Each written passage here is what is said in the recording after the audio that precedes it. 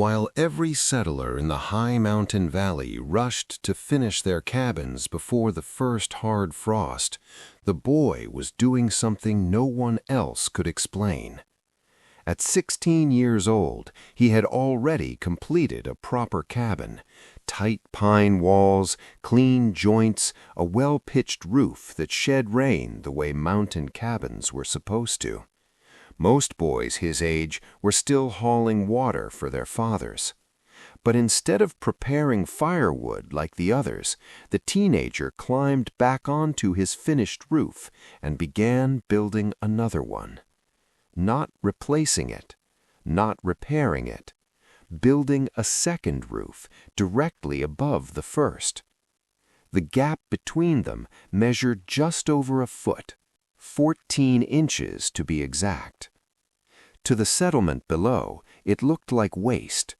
To the men who had survived decades in the mountains, it looked like stupidity. They stopped their work to watch him. Axes paused mid-swing, saw blades slowed, conversation turned into laughter. A single roof kept the snow out, that was settled knowledge. A second roof only meant more weight, more collapse, more danger. And the boy worked alone. No father beside him, no brothers, no one correcting his measurements or questioning his judgment. Just a quiet teenager fastening timber posts into a roof that, by every accepted rule of mountain building, was already finished. By mid-September, the rumors had spread across the valley. The boy was building a roof over his roof. Some said he was copying something he'd seen in a book. Others claimed grief had finally unsettled him.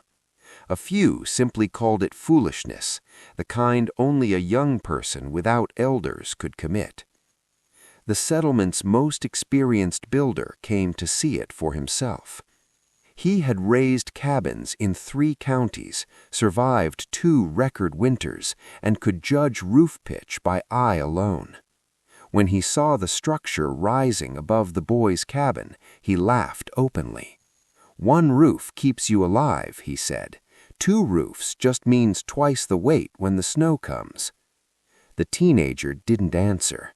He adjusted his line instead, pulling a hemp cord tight between wooden stakes, checking the distance from the shingles below. Exactly 14 inches. The builder shook his head and walked away. To him, the problem was obvious. Mountain roofs failed when they grew too heavy. Extra timber meant extra danger, and this boy was adding a lot of timber. More than 600 board feet had already gone into the secondary frame. That was enough wood to build another cabin. It was enough wood to last a family 2 winters in firewood. Instead, it was being lifted, piece by piece, onto a roof that didn't need it. The settlement's surveyor arrived next. He was older, quieter, and far less amused. He studied the structure with narrowed eyes, counting the posts, measuring the spacing, calculating weight in his head. What troubled him wasn't the idea, it was the precision. The boy wasn't improvising. Every support rose at even intervals, every joint aligned with beams below. The secondary roof didn't rest randomly, it transferred its weight deliberately. Still, the surveyor said nothing. Complexity, in his experience, always failed first. Mountain survival depended on simplicity. By early October, nearly everyone had an opinion. The preacher worried the boy would be crushed beneath his own invention. Neighbors whispered that winter would teach him humility. Some placed quiet bets on how long the roof would last under real snow. The teenager heard all of it. He never responded. Each morning he climbed the ladder and worked in silence, setting another vertical post, bracing another joint, raising the skeleton of a roof that served no visible purpose. No one noticed that the outer frame was pitched steeper than normal. No one noticed that the inner roof remained untouched, sealed tight beneath its strange twin. What they noticed was how long it took. While standard roofs took days, the boy spent weeks. Weeks of labor for something that to everyone watching offered no advantage at all. By November, the first cold winds rolled down from the higher ridges. Fires were lit, windows sealed, snow fences repaired. And still the boy kept working. He fastened rough-cut boards across the outer frame, not shingles, but solid boards overlapped tightly, forming a shield rather than a surface. When asked why he needed it, he answered quietly, "It's not for rain." That answer only deepened the laughter. Rain was the roof's job, snow was the roof's burden, and winter was coming. What none of them understood, what none of them had been taught, was that the boy wasn't building for weather. He was building for air. Between the two roofs, 14 inches of space remained untouched. No insulation, no filler, just stillness. A space that would soon decide who survived the mountain winter and who did not. December arrived early that year. The first snow came before the ground had fully frozen, light and dry, carried in sideways by a wind that never fully stopped. It dusted the settlement white and then disappeared again, as if the mountain were only testing its breath. Most winters began that way. Fires burned low, men slept easy. But something about the air unsettled the older settlers. Pressure dropped in slow, steady increments. Animals moved downhill earlier than expected, and the wind came from directions it rarely did. The boy finished his second roof 3 days before the first real cold. He stood on the ground afterward, looking up at the 2 layers, one tight and finished, the other rough and strange, raised above it like a deliberate mistake. 14 inches of empty space lay between them. He sealed nothing inside it, left no openings large enough to invite wind, just stillness. By the second week of December, temperatures fell below 0 at night. Cabins that had survived decades began showing familiar weaknesses. Frost crept along ceiling boards. Snowmelt refroze into ice dams at roof edges. Smoke thickened as families burned more wood to fight the cold bleeding out through the roof. The experienced builder noticed it in his own cabin. No matter how large he fed the fire, warmth escaped upward. Heat rose, roofs leaked it away. By morning, his ceiling boards glistened with frost. The boys' cabin, farther up the slope, showed nothing. No frost, no condensation, just dry wood. At first, no one said anything. Small differences could be coincidence. But by mid-December, the contrast grew harder to ignore. The builder had already burned through nearly 2 cords of firewood. The teenager was still stacking what he'd split in the fall. At night, smoke rose from both chimneys, but the boys' fire burned lower, slower. Still, the settlement dismissed it. Mild winters did that sometimes. Air pockets, lucky positioning. Then came the wind. Not a storm, just a sustained pressure that pressed cold into every crack and seam. Standard roofs groaned softly as wind scoured them, pulling heat straight through shingles and boards. Inside most cabins, people slept closer to the hearth. The boy slept normally. Inside his cabin, the air between the roofs did its work quietly. The outer roof took the wind. The inner roof felt almost nothing. Still air, trapped and undisturbed, refused to carry warmth away. By Christmas, the difference became visible. While other roofs carried thick, uneven snow, melted and refrozen from escaping heat, the boys' outer roof stayed uniformly white. Cold snow stayed cold. The surveyor noticed. Snow patterns didn't lie. Heat escaping from a roof melted snow from beneath. A warm roof always showed its weakness. But the boy's inner roof never warmed the snow above it. Whatever warmth he made stayed inside. The surveyor said nothing. He simply watched. By January, firewood became the settlement's quiet concern. Stacks dwindled faster than expected. Axes rang longer each day.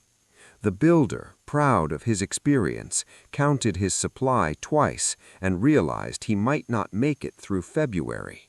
The teenager still had more than half his pile untouched.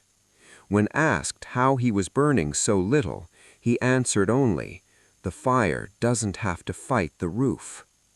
That sentence stayed with them. The mountains grew quieter. Snow stopped melting between storms. The air thickened. The sky took on the pale, empty look that preceded dangerous weather. Old men who had lived through killing winters recognized the signs. This wasn't going to be short. The pressure didn't break. It held. Animals vanished from the upper slopes. Streams froze deeper than usual. And then, early one morning, the wind stopped completely. The silence felt wrong, the kind of silence that came before disasters no one could stop. The temperature dropped faster than it had ever had. By noon, thermometers read numbers the settlement had never recorded.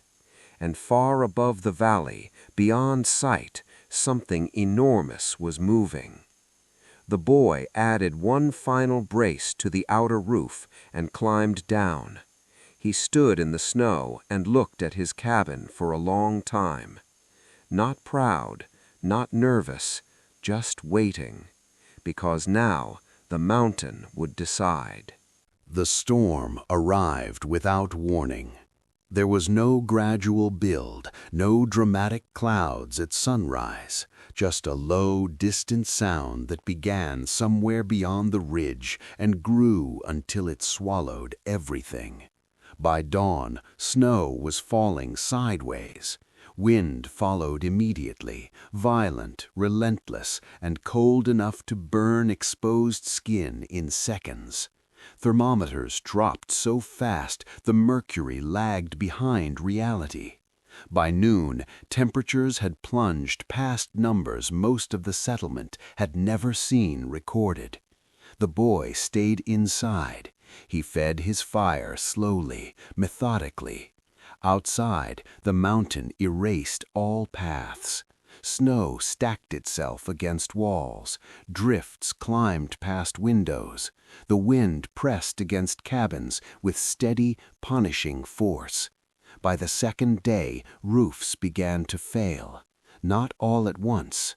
First came the sounds, low groans in the night, the snap of overstressed beams, the long creak of wood bending beyond its limit.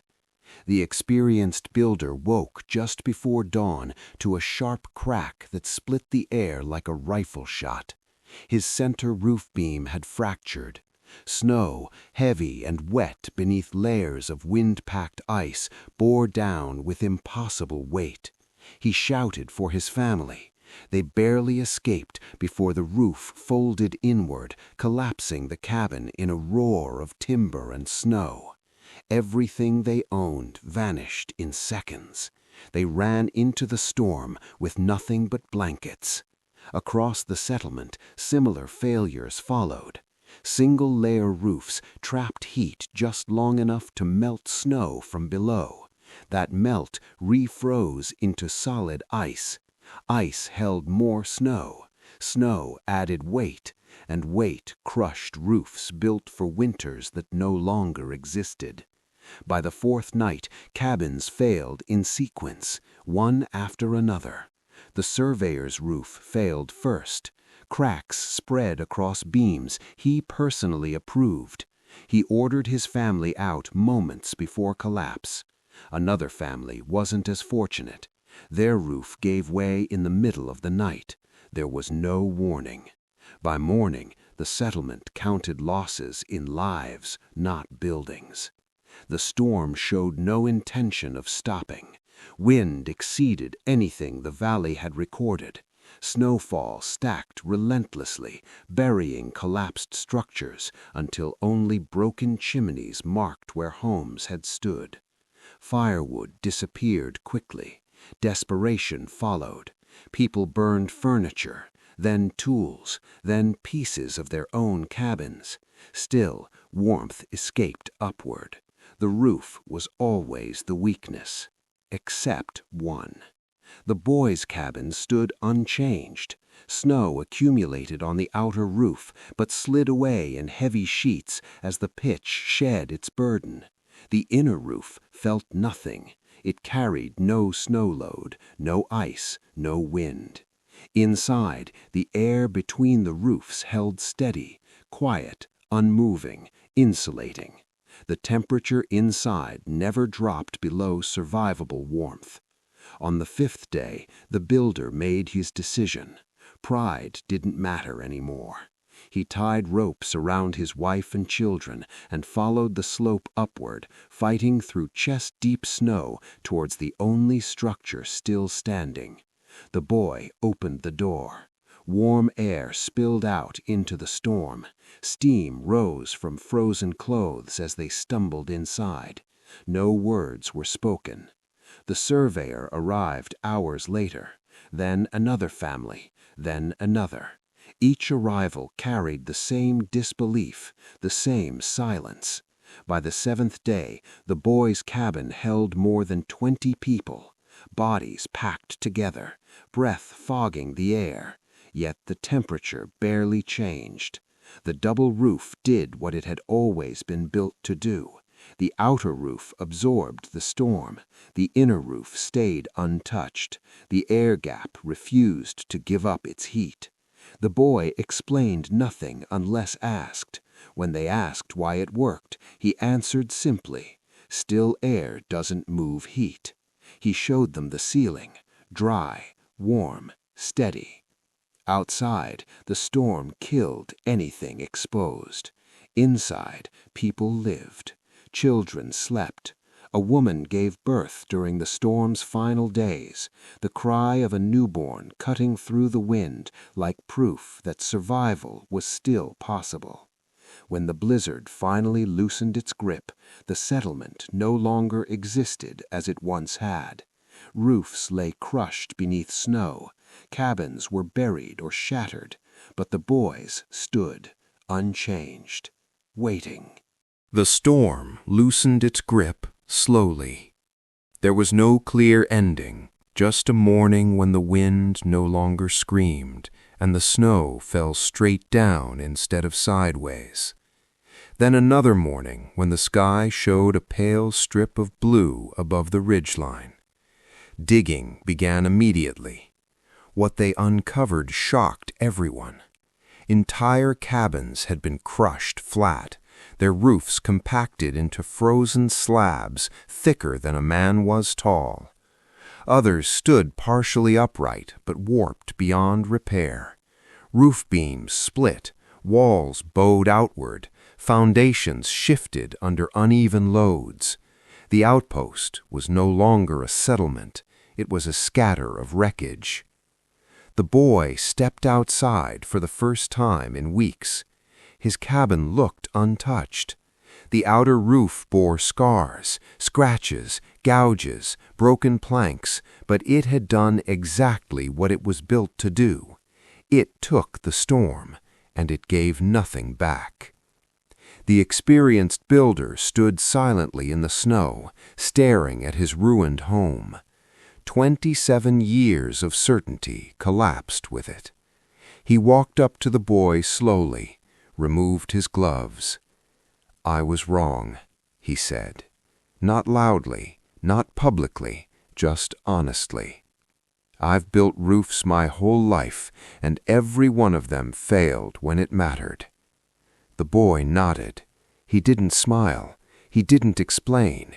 He had never needed recognition.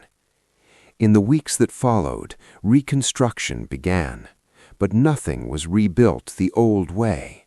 The surveyor requested measurements, exact spacing, exact pitch, exact air gap. The boy shared his grandfather's notes, not as instructions, as records. Others copied them carefully. Double roofs appeared across the valley, then in neighboring settlements, then across counties. Builders who once mocked the design began defending it. Wasteful, they had said. Now they called it necessary. Firewood usage dropped dramatically. Families survived winters with half the labor. Roofs stopped collapsing. Word spread quietly through immigrant communities, Swiss, German, Austrian. Men who recognized the design nodded when they saw it. "That's old mountain building," they said, "forgotten here, not forgotten where it came from." The boy never left the mountain. He never patented the design, never sought recognition. County officials came eventually. They asked questions, took notes, filed reports. Years later, universities tested the structure, built replicas, measured temperatures, load limits, efficiency. Their conclusions surprised no one who had lived through that winter. The double roof outperformed conventional designs by more than double. The air gap behaved exactly as the boy had said. Still air trapped heat better than wood. Wind never reached the living space. Snow never burdened the inner structure. Modern engineers gave it names: thermal buffering, passive insulation, ventilated roofing systems. The boy never used those words. He used only one: breathing. By the end of his life, hundreds of cabins bore his design. Most people never knew his name. They only knew that when storms came, their roofs held, and that sometimes the quietest understanding outlasts the loudest certainty. The mountain did not reward arrogance. It rewarded patience, observation, and the humility to learn from those who listened instead of laughed.